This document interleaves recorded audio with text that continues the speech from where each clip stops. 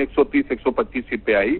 लेकिन अगर वो कहें कि आप 75 पे और 80 पे, तो इस तरह समझौता नहीं होता। उन्होंने सिटिंग सीटों पर कैंडिडेट डिक्लेयर कर दिए।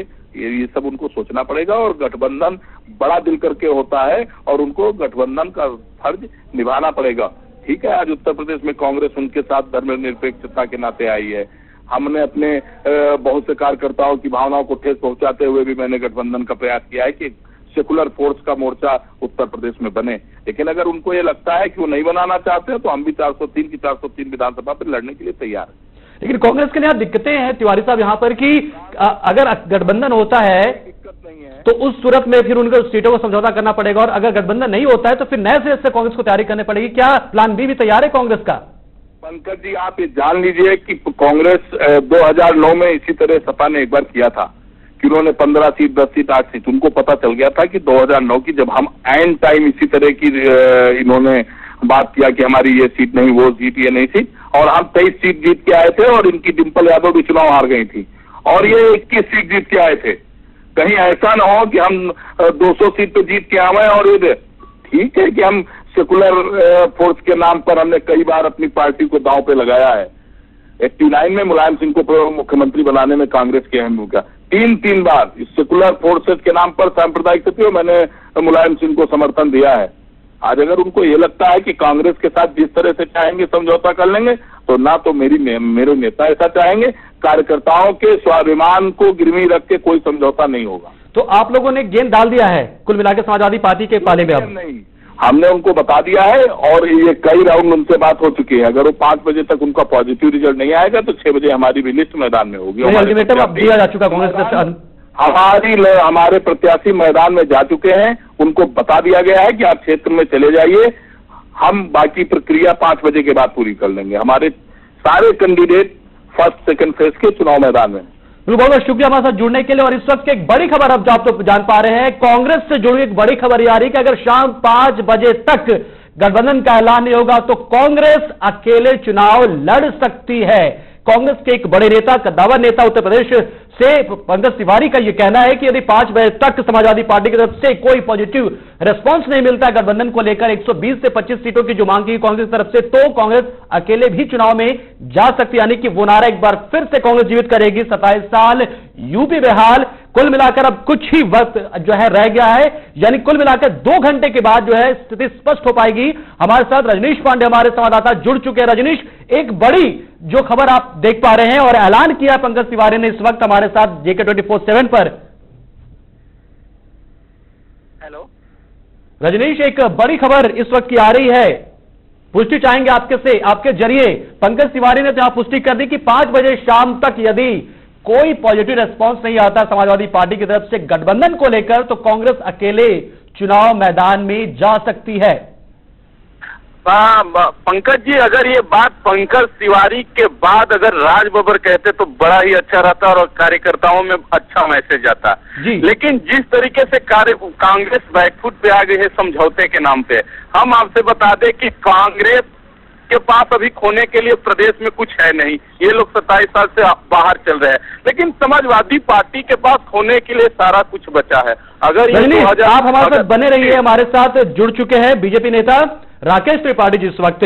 तिवारी साहब, एक बड़ी खबर इस वक्त की आ रही है, कांग्रेस की तरफ से कहा जा रहा है कि गठबंधन नहीं होने जा रहा, आपके लिए तो बल्ले बल्ले होने जा रहा है अब। देखिए पंकज जी, वास्तविकता में राहुल गांधी जी जब 27 साल यूपी बेहाल की यात्रा लेकर के निकले थे और जिसमें इनकी खाट सभाएं तमाम हुई और खाटें लुट गई थी, उसी समय ही इनको इस बात का एहसास हो गया था कि उत्तर प्रदेश बेहाल है नहीं है, कांग्रेस जरूर उत्तर प्रदेश में 27 साल में बहुत बेहाल स्थिति में है।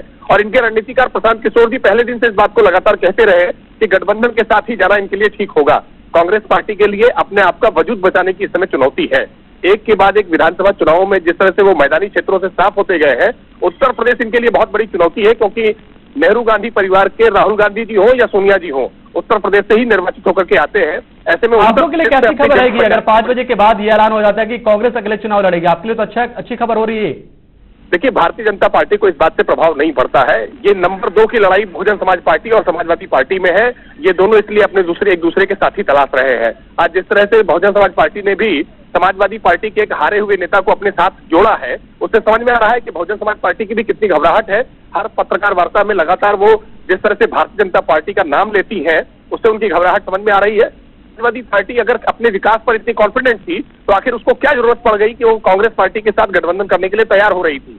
ये सारी बातें समाजवादी पार्टी और चलिए हमारा बिल्कुल ये आपके पार्टी से जुड़ा मामला, बिल्कुल ही गठबंधन होता है या नहीं होता, ये बिल्कुल आपसे जुड़ा मामला नहीं, लेकिन फिर भी चाहेंगे जानना आपसे कि यदि गठबंधन होता है तो आपके लिए ज्यादा फायदेमंद रहेगा या गठबंधन दोनों के बीच में नहीं होता तब फायदेमंद आपके लिए ज्यादा है और आसान हो जाएगी? उत्तर प्रदेश का जनमानस जानता है कि भ्रष्टाचार और अपराध के मसले पर ये सारे दल चोर मौसेरे भाई जैसे हैं, इसलिए भारतीय जनता पार्टी को इस बात से कतई प्रभाव नहीं पड़ता है कि ये एक होकर चुनाव लड़ते हैं या अलग अलग। हर विधानसभा के हिसाब से भारतीय जनता पार्टी को हराने के लिए वैसे भी पहले भी एकजुट होते रहे हैं, इनका इतिहास है। तो अगर एकजुट होते हैं तो भी और नहीं होते हैं तो भी उत्तर प्रदेश की जनता जानती है कि इनके मूल चरित्र एक है, ये अपराध के मामले में, भ्रष्टाचार के मामले में, परिवारवाद के मामले में एक जैसे ही है। इसलिए भारतीय जनता पार्टी को इनके गठबंधन टूटने से या बनने से कोई फर्क नहीं पड़ता है। लेकिन एक जो अहम खबर मैं आपसे जुड़ी हुई जानकारी ये देना चाहूंगा आपको कि अभी जाट नेताओं की तरफ से ऐलान किया गया है कि वो बीजेपी के खिलाफ जा रहे हैं और ऐसे में आरएलडी अभी फिलहाल मझधार की स्थिति में है। क्या आरएलडी को लपकना चाहेंगे आप? देखिए, भारतीय जनता पार्टी को किसी भी तरह से आरएलडी की जरूरत नहीं है। 2014 के लोकसभा चुनाव ने जिस तरह से राष्ट्रीय लोक दल का पत्ता साफ किया था, स्वयं चौधरी अजीत सिंह जी अपनी परंपरागत सीट से जिस तरह से चुनाव हारे थे, वो अपने आप में बहुत स्पष्ट संकेत है कि हरित प्रदेश क्या चाहता है, किसानों की वो धरती क्या चाहती है, उत्तर प्रदेश, पश्चिमी उत्तर प्रदेश का मिजाज क्या है, ये 2014 के लोकसभा चुनाव ने बता दिया था। और अभी जिस तरह की वहां परिस्थितियां बनी हुई हैं, जिस तरह से अन्याय और अत्याचार के खिलाफ भारतीय जनता पार्टी ने बहुत मुखरता से बात को उठाया है, जिस तरह से वहां तमाम पलायन की घटनाएं हुई हैं और भारतीय जनता पार्टी ने इस विषय को उठाया है, मुझे लगता है वहां का पूरा जनमानस भारतीय जनता पार्टी के साथ। क्या उस सूरत में भी नहीं कि जब जाट नेता यशपाल मलिक ने अभी कुछ देर पहले ऐलान किया कि 29 जनवरी से वो आंदोलन करने जा रहे हैं और पूरा जाट समाज बीजेपी के खिलाफ वोट करेगा? देखिए, कोई समाज किसी व्यक्ति विशेष की ठेकेदारी अब नहीं रह गया है। हर समाज बहुत जागरूक है, वो चाहे किसी भी जाति या समुदाय से जुड़ा हुआ समाज हो। इसलिए समाज कोई समाजवादी पार्टी के नेता दिव्य सिंह जुड़ चुके हैं उत्तर प्रदेश के। दिव्य जी, एक जो अल्टीमेटम दिया गया है कांग्रेस की तरफ से, क्या आप पता है, आपको उस बात की जानकारी है कि 5 बजे तक गठबंधन नहीं होगा तो हम अकेले चुनाव लड़ेंगे? अब देखिए, सीटों पर बात चल रही है और सबसे बड़ी बात है कि सीटों का समझौता दायरे में रह के हो सकता है। अगर ये कांग्रेस पार्टी समझ रही है कि हम मजबूरी हैं तो ऐसा नहीं है। हम तो सांप्रदायिक शक्तियों के खिलाफ एक साथ आना चाहते हैं। जो लोग देश को धोखे में रखकर, मजदूर किसानों को धोखे में रखकर देश पे और प्रदेश पे अपना राज रखना चाहते हैं, उनके खिलाफ, और जो हम पिछड़ों का, दलितों का आरक्षण खत्म करना चाहते हैं, उनके खिलाफ जो आंदोलन है उसको जारी रखेंगे। अगर कोई हमारे साथ आता है तो भी बहुत अच्छी बात है, नहीं आता है तब भी बहुत अच्छी बात है। आपकी तरफ से क्या कब तक ऐलान हो जाएगा कि गठबंधन होने जा रहा है? देखिए, चीजें बातें चल रही हैं, जैसे ही कोई रिजल्ट आएगा तुरंत घोषणा हो जाएगी, क्योंकि अब दूसरे दौर का भी नोटिफिकेशन जारी हो चुका है, समय बहुत कम है और संभवतः आज आ जाना चाहिए रिजल्ट। अगर नहीं आता तो हमने कई इससे पहले भी आपसे कहा था कि समाजवादी पार्टी अपने दम पर बहुमत की सरकार बना रही है। अगर वो लोग हमारे साथ आते हैं तो हम 300 का आंकड़ा पार करेंगे। अगर परिस्थितियां ठीक रहती है, बातचीत से हल निकलता है, अगर हो जाती है सांप्रदायिक ताकतों से लड़ने के खिलाफ अगर हमारा साथ देते हैं तो ठीक, नहीं तो ये लड़ाई हम आदरणीय अखिलेश यादव जी के नेतृत्व में जारी रखेंगे। अकेले भी लड़ सकते हैं। तिवारी जो है जुड़े हुए हैं, पंकज तिवारी। दिव्य सिंह जी ने अभी कहा कि यदि आप आना चाहते हैं तो आ जाइए और इस किसी तरह की शर्त मत रखिए, एक साथ सांप्रदायिक ताकतों से मिलकर लड़ना है तो आप आ जाइए। मैं भी चाहता हूं सांप्रदायिक शक्तियों के साथ एक मिलना, लेकिन अखिलेश को भी ये सोचना होगा कि मेरे सीएलपी के खिलाफ कैंडिडेट उन्होंने कल डिक्लेयर किया है जी, तो ये नहीं चलेगा ना। गठबंधन में फिर गठबंधन का फर्ज निभाया जाएगा। गठबंधन टेबल तक, मैं तो अब भी बात कर रहा हूं, मैंने कहा ना 6 बजे तक हमारी बात चल रही है। अगर सकारात्मक और पॉजिटिव सपा की तरफ से आएगा तो निश्चित रूप से मैं नहीं चाहता कि उत्तर प्रदेश में ये संवेदनहीन केंद्र की सरकार जो काम कर रही है उत्तर प्रदेश में अपना उत्तर बिहार की तरह उत्तर प्रदेश से हार के जाए, ये हम लोगों की इच्छा है। और इसीलिए हम लोगों ने अखिलेश जी के प्रस्ताव पर विचार करते हुए हम लोगों का भी, हम लोगों के यहाँ भी 403 420 कुछ कम सीटों पर आप मान सकते हैं। दिव्य सिंह का तो ये कहना है, जो उनका कहना है कि यदि कुछ सीटें कम पे है तो कांग्रेस को मानना चाहिए, एक बड़ी पार्टी है, एक छोटे एक क्षेत्रीय पार्टी से इस तरह से बार्गेनिंग नहीं करना चाहिए कांग्रेस को। नहीं, हम बार्गेनिंग की बात नहीं, हम इसमें कोई सौदा थोड़ी हो रहा है लेन देन बार्गेनिंग का। हमारी सीटों पर बात होगी, समझौता सीटों के आधार पर होगा कि हम कहाँ लड़ सकते हैं, कहाँ हमारा प्रभाव। इस तरह की बात और बात चल रही है, ये भी बात नहीं कि अभी बात टूटी नहीं है। सीटों को लेकर कोई दिक्कत नहीं है, जितनी सीटें मिल जाएंगी आप तैयार उस पर? नहीं, कतई नहीं। हमारे नेतृत्व ने जो प्रस्ताव रखा है सीटों का, उन सीटों पर जो भी बात, और गठबंधन को तय करना है केंद्रीय नेतृत्व को। केंद्रीय नेतृत्व बात कर रहा है और गठबंधन में भी समाजवादी पार्टी से शायद सीधे अखिलेश बात कर रहे हैं।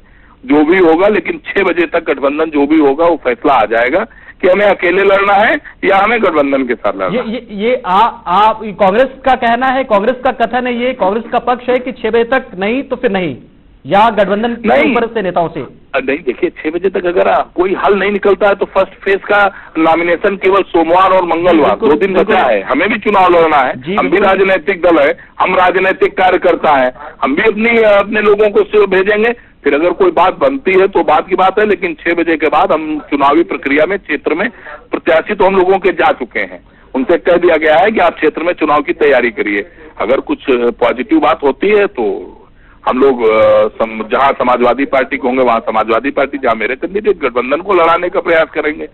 लेकिन समाजवादी पार्टी को भी सोचना चाहिए कि उन्होंने प्रस्ताव रखा है तो ऐसा सकारात्मक, सीएलपी के खिलाफ कैंडिडेट, जो भी मजबूत हमारे विधायक हैं उनके खिलाफ कैंडिडेट, तो गठबंधन का मतलब ये नहीं होता। गठबंधन पे दोनों पक्ष बात करेंगे, जो निर्णय निकलेगा उस पर बातचीत होगी। दिग्विजय सिंह जी, यहाँ पर पंकज तिवारी ने कहा कि कांग्रेस चाहती है गठबंधन हो, चाहती है कि दोनों मिलकर सांप्रदायिक ताकतों के खिलाफ लड़ें, लेकिन और साथ में वो भी चाहते हैं कि चूंकि ये जो एक ऑफर था ये अखिलेश यादव की तरफ से था, समाजवादी पार्टी की तरफ से था, लिहाजा उन्हें सोचना चाहिए और कांग्रेस की शर्तों को उन्हें मानना चाहिए। देखिए, मैं जो कहना चाह रहा हूँ, ये जो उन्होंने बात कही मैं उससे सहमत हूँ। गठबंधन होगा नहीं होगा, किन शर्तों पर होगा, ये सारी चीजें नेतृत्व तय करता है और उन्हीं के पास वो अधिकार है तय करने का।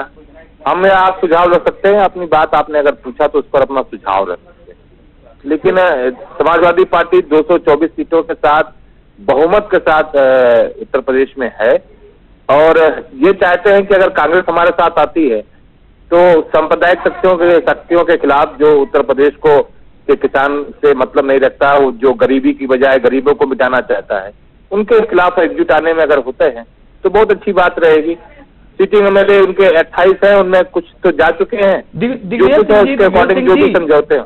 दिग्विजय सिंह जी, उन्होंने कहा है 6 बजे तक फैसला हो जाए तो बेहतर होता है, क्योंकि फिर समय कम है। 6 बजे तक क्या आप उन्हें दे रहे हैं? समय तो वाकई में कम है, इस बात से तो हम लोग खुद ही एक बड़ी विषम परिस्थितियों से निकल कर आए हैं। समय तो वाकई में कम है, चीजें अगर हो जाती हैं तब भी ठीक है। वो तो आदरणीय मुख्यमंत्री जी कई बार मंचों से बोल चुके हैं कि हम समाजवादी पार्टी जो है, समाजवादी पूरी बहुमत से सरकार बना रहे हैं, अगर ये हमारे साथ आते तो हम 300 का आंकड़ा पार करेंगे। तब कांग्रेस को देखना होगा कि जिन ताकतों ने जो है पूरे प्रदेश को, पूरे देश को परेशान कर रखा है, गरीब मजदूर किसान आज की डेट में रो रहा है, मर रहा है, व्यापारी मर गया है, छोटे रोजगार मर गए हैं, मजदूर पलायन कर चुके हैं, सब घर वापस जा रहे हैं, जो त्राही मची हुई है, उनको रोकने के लिए कांग्रेस थोड़ा सा समझौता करके हमारे साथ खड़ी होती है या नहीं खड़ी होती। और मुझे लगता है कि कांग्रेस को 19 में अगर हमारे साथ आती है तो 19 में बड़ी मजबूती मिलेगी और बड़ी ताकत के साथ उभर के आएगी। अब ये तो दोनों चीजें सारे नेतृत्व के हाथ में है। अब मैं तो अपना सुझाव ही रख सकता हूँ सर। बिल्कुल दिग्विजय सिंह, आप अपना सुझाव रख रहे हैं, प्रतिक्रिया उनकी तरफ से पंकज तिवारी की तरफ से भी आ गई है। तिवारी जी की तरफ से अब्दुल अहद हमारे साथ जुड़े हुए हैं, हमारे लखनऊ के वरिष्ठ सहयोगी हैं।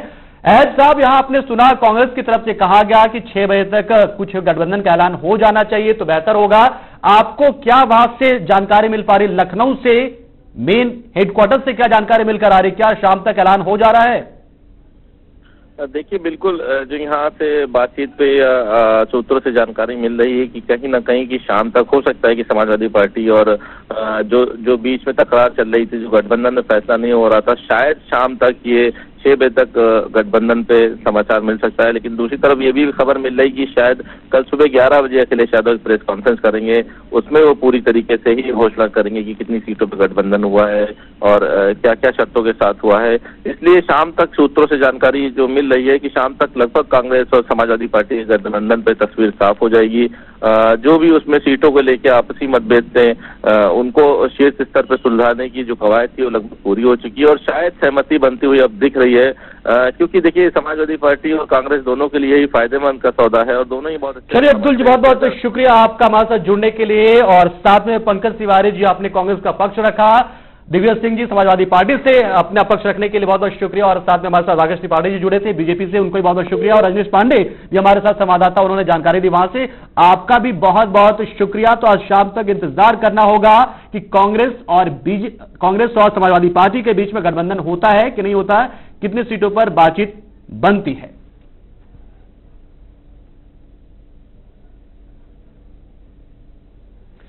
तो वहीं सपा और कांग्रेस के गठबंधन को लेकर बीजेपी के प्रदेश अध्यक्ष केशव प्रसाद मौर्य का कहना है कि गठबंधन हो या फिर ना हो, लेकिन समाजवादी पार्टी, बीएसपी और कांग्रेस तीनों एक ही है। वहीं उन्होंने कहा कि सभी दल एक भी हो जाए तो भी बीजेपी का विजय रथ नहीं रुकने वाला है। समाजवादी पार्टी का गठबंधन करे तो भी गठबंधन है, ना करे तो भी गठबंधन है। सपा, बसपा, कांग्रेस तीनों पहले भी एक थे, आज भी एक हैं, आगे भी एक रहेंगे, और ये तीनों सब मिलकर के केंद्र में सरकार 10 वर्षों तक चलाए हैं। इसलिए इनके गठबंधन की मुझे चिंता नहीं है, क्योंकि आज उत्तर प्रदेश का 50% से अधिक मतदाता भारतीय जनता पार्टी के साथ खड़ा है। इसलिए सब मिलकर के लड़ेंगे, तब भी भाजपा के विजय रथ को रोक नहीं पाएंगे। कांग्रेस के लिए और समाजवादी पार्टी के लिए ये जो पल है वो काफी संवेदनशील है, चिंता का विषय है। अगले जो 2 घंटे हैं वो काफी भारी गुजरने वाले हैं, लेकिन बीजेपी के लिए हर हाल में जो स्थितियां हैं वो माकूल बनी हुई है। केशव प्रसाद मौर्य भी यही कहते नजर आ रहे हैं, वो 2 क्या 3 दल जो आपस में मिल जाए, बसपा भी मिल जाए साथ में, तो भी इस बार बीजेपी की ही सरकार बनने जा रही है। अब की बार बीजेपी की सरकार यूपी में बनेगी, ये दावा केशव प्रसाद मौर्य का है, वो आज भी बना हुआ है, और जब से उन्होंने कमान संभाली थी प्रदेश में तभी से उनका यही दावा है। और उन्हें भी इस बात का हालांकि इंतजार होगा कि क्या कांग्रेस समाजवादी पार्टी के बीच में गठबंधन होता है, तालमेल होता है, और दोनों क्या मिलकर चुनाव लड़ते हैं। हालांकि कहना तो उनका यह भी है कि बसपा भी जाकर साथ मिल जाए तब भी बीजेपी को इस बात की चिंता नहीं है, लेकिन कहीं ना कहीं इंतजार तो उन्हें भी है कि क्या कुछ होता है। शाम तक 6 बजे तक 2 घंटे का वक्त है, 2 घंटे के बाद स्थिति जो है वो साफ हो जाएगी कि समाजवादी पार्टी अकेले चुनाव लड़ रही या फिर कांग्रेस के साथ मिलकर वो मैदान में है।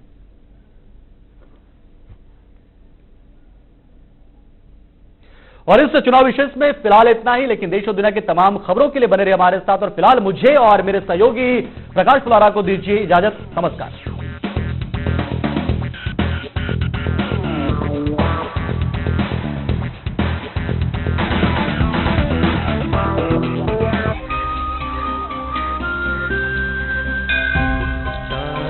धागे वही हैं, बंधन नए हैं, किस्मत ने रिश्तों के रंग बदल दिए हैं।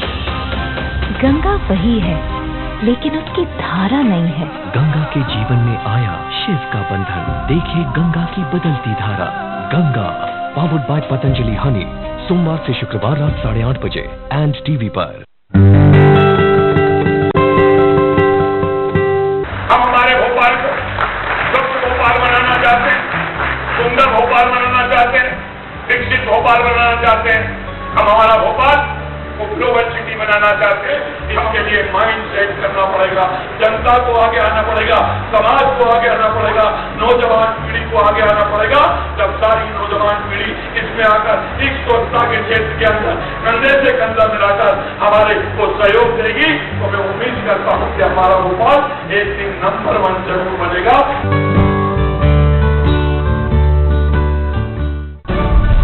नए विचार आएंगे तो नए रास्ते खुलेंगे। तरक्की की राह पर तेज चलेगा देश। देश हित में आप भी दीजिए सुझाव, प्रधानमंत्री तक पहुंचाइए अपनी राय, सुमा पर लाइए दिल की बात। इस नंबर पर आप हमें अपना वीडियो व्हाट्सएप से भेज सकते हैं, या आप गूगल प्ले स्टोर पर जाकर सिटी रिपोर्टर का ऐप डाउनलोड करके भी अपने मन की बात भेज सकते हैं। कहिए अपने मन की बात अपने पीएम से, सिर्फ JK 24/7 न्यूज पर। अब कोई और नहीं बताएगा आपकी खबर, अब आप खुद होंगे रिपोर्टर। आप तलाशेंगे सच्चाई, दुनिया के सामने लाएंगे हम। खबर आपकी होगी, उसे असरदार बनाएंगे हम। आप आम है या खास, ये मायने नहीं रखता। अगर आपकी रिपोर्ट सच्ची होगी तो जी जान लगा देंगे हम। इस नंबर पर आप हमें अपना वीडियो व्हाट्सएप से भेज सकते हैं या आप गूगल प्ले स्टोर पर जाकर सिटी रिपोर्टर का ऐप डाउनलोड करके भी आप अपनी खबर भेज सकते हैं। लीग से हटिए और बनिए सिटी रिपोर्टर।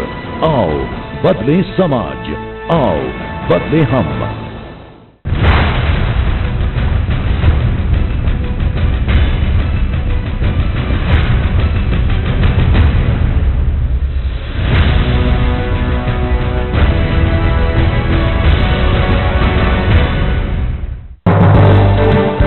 अपने पसंदीदा TV news channel JK 24/7 news को देखिए टाटा स्काई के चैनल नंबर 578 पर, डैन के 316 पर, हैथवे के 210 नंबर पर, GTPL के चैनल नंबर 250 पर, फर्स्ट वे के चैनल नंबर 193 पर, सिटी केबल के चैनल नंबर 325 पर और साथ ही आप देख सकते हैं जियो टीवी पर भी।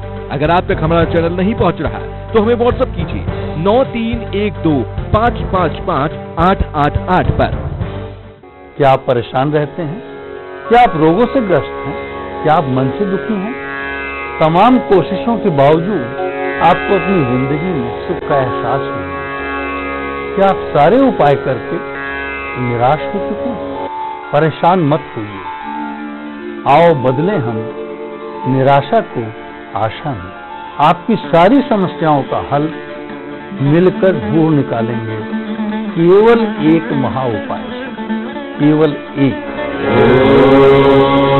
जुड़िए प्रत्येक शनिवार आओ बदले हम सीधे फोन लाइव कार्यक्रम में प्रातः काल 9 बजे से। भटककर पाकिस्तान गए भारतीय सैनिक चंदू चवाड़ हुए रिहा। सर्जिकल स्ट्राइक के दौरान चंदू ने पार की थी LOC। चवाड़ की रिहाई से परिजनों ने खुशी की लहर।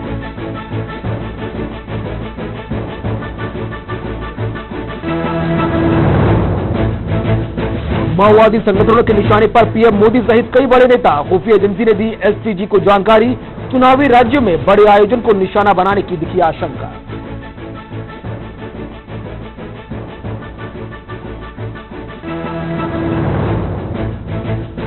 मुलायम सिंह यादव के करीबी अंबिका चौधरी साइकिल छोड़ हाथी पर हुए सवार। सपा में लड़ाई को बताया पार्टी छोड़ने की असल वजह। SP के तमाम पदों से दिया इस्तीफा।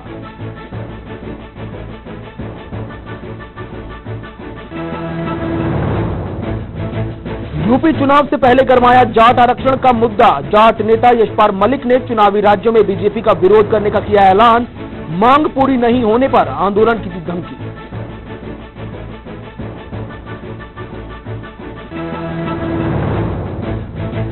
और बिहार में नशे के विरोध में 11,000 किलोमीटर लंबी मानव श्रृंखला। 2 करोड़ से ज्यादा लोगों ने की शिरकत। मानव श्रृंखला के दौरान कई बच्चे हुए बेहोश।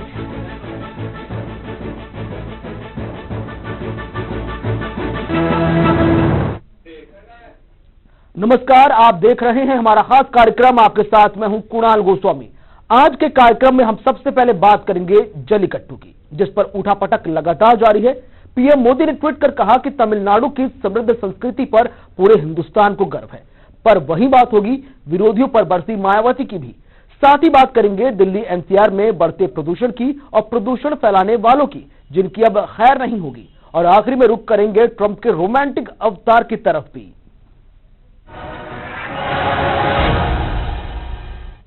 तो तमिलनाडु में जल्लीकट्टू से प्रतिबंध हटाने को लेकर हो रहे विरोध प्रदर्शन के बाद अब केंद्र सरकार ने भी इसके रास्ते के अवरोध हटाने शुरू कर दिए हैं। केंद्र सरकार ने इस बारे में तमिलनाडु सरकार के अध्यादेश को मंजूरी दे दी। तो वहीं PM मोदी ने कहा कि हमें तमिलनाडु की समृद्ध संस्कृति पर गर्व है। PM मोदी ने ट्वीट कर कहा कि केंद्र सरकार पूरी तरह से तमिलनाडु की प्रगति के लिए प्रतिबद्ध है। रिपोर्ट देखिए।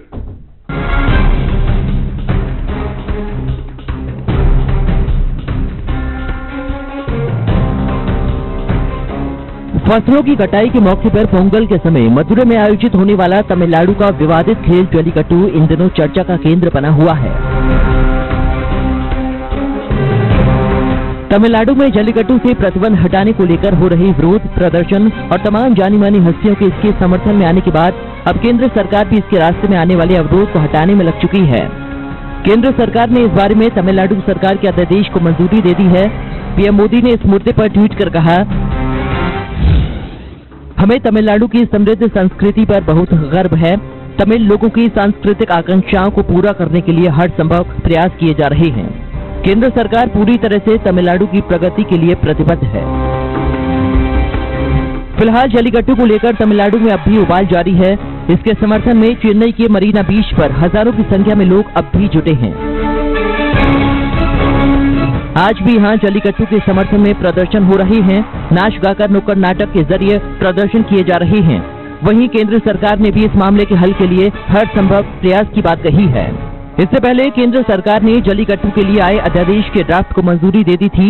अब अगर राष्ट्रपति प्रणब मुखर्जी मंजूरी देते हैं तो जंतु निर्ममता निवारण अधिनियम में संशोधन करके राज्यपाल अध्यादेश जारी कर देंगे।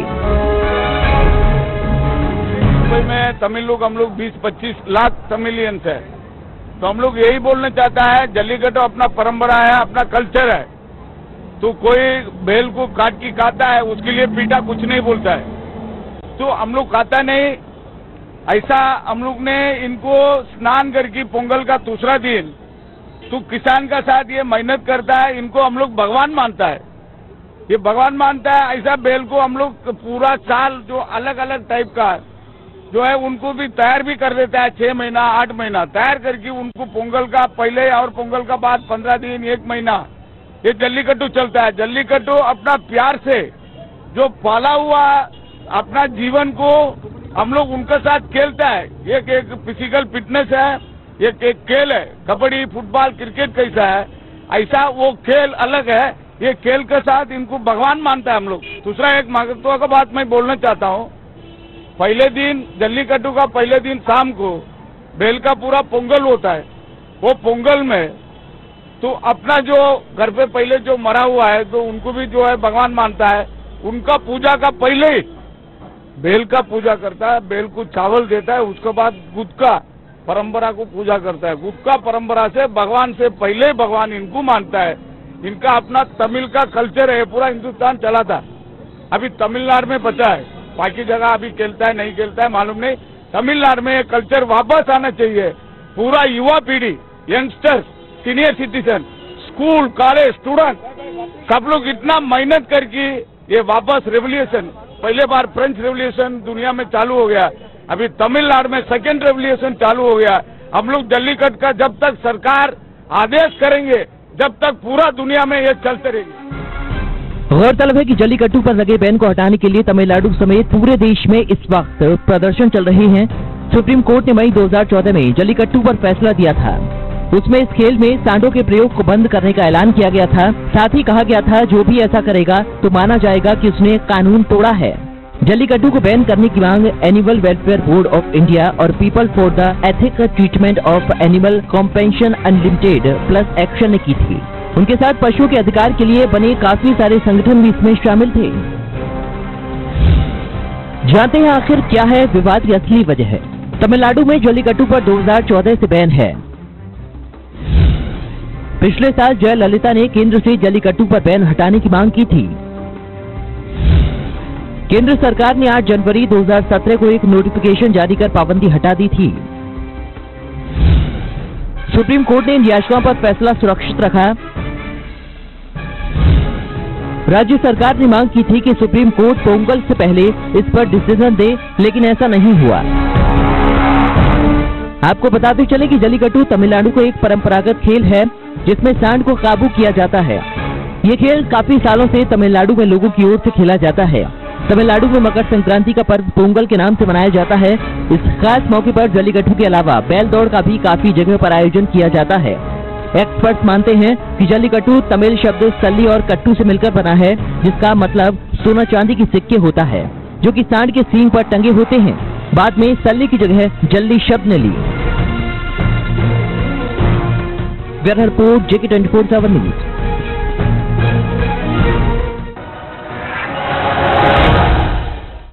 और अब बात बढ़ते प्रदूषण की। जी हां, दिल्ली एनसीआर में अब प्रदूषण फैलाने वालों की खैर नहीं होगी। आज से धुआं छोड़ने वाले वाहन लेकर निकलने, डीजल से जनरेटर चलाने और कूड़ा जलाने वालों पर चालान काटा जाएगा। ढाबों व रेस्टोरेंट में लकड़ी और कोयले का इस्तेमाल करने वालों पर भी जुर्माना ठोक दिया जाएगा।